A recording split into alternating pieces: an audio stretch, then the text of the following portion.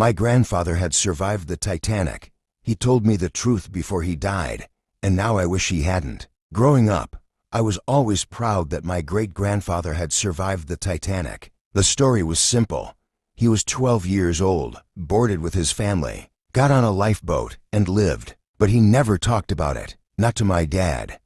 Not to reporters. Not to anyone. He finally told me the truth 3 weeks before he died. He made me lock the door, turn off the lights, and swear I'd never tell a soul. Well, sorry, Grandpa.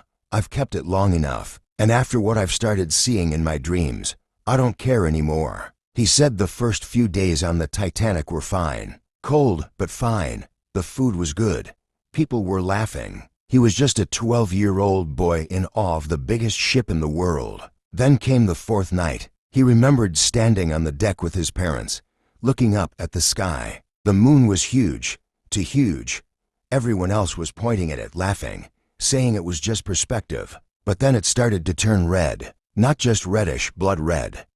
It pulsed like it had veins, and then it grew a face. Not a human face, something else. The mouth was stretched wide open, like it was screaming, except there was no sound, just the wind. That's when people began to scream, and then bite. A woman tore her husband's ear off with her teeth. A child picked up a shard of glass and slit his nanny's throat. The screams multiplied. Blood pooled on the polished floors. Some people laughed while they did it, others cried. But most just stared at the sky, whispering in unison, "It's awake, it's hungry." One of the crew members, Grandpa didn't remember his name, just that he was young and had a nervous twitch, didn't go insane. He had a pistol, only 6 shots. He shot the first attacker clean through the head, then another, but they kept coming. Their eyes were black, skin pale and stretched. He fought like hell, killed 15 people that night, maybe more. Then they tore him apart.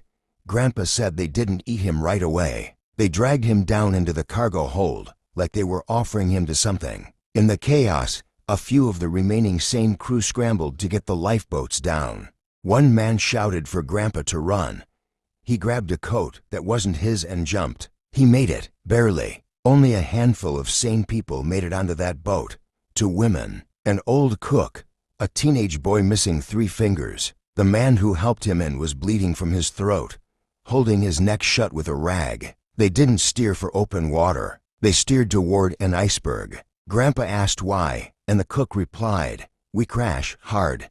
We take him down with us." He didn't understand at first, but then he looked back and saw other lifeboats filled with the insane, screaming, laughing, tearing into each other like meat. They were trying to follow, so the man at the helm crashed them into the ice, deliberately. Suicide. They all died, except Grandpa, who had jumped out at the last second. Landing hard in the freezing water, he clung to the edge of the ice for hours, hypothermic, bleeding, too tired to scream. He said when the rescue ship found him, he was the only one still breathing. Then came the cover-up. They told the world it was an iceberg. That was easier. They told survivors not to speak, and most didn't. Some disappeared, others were paid off. Grandpa never got paid. He never even got a thank you. Only nightmares, for decades. He said the face in the moon still showed up sometimes. Not in the sky anymore. In his dreams, in mirrors, in puddles. "It's not dead," he told me. "We just fed it enough to sleep again." He died 3 weeks later. I didn't believe him, until last night. I was on a walk, looked up at the sky. The moon, red, smiling,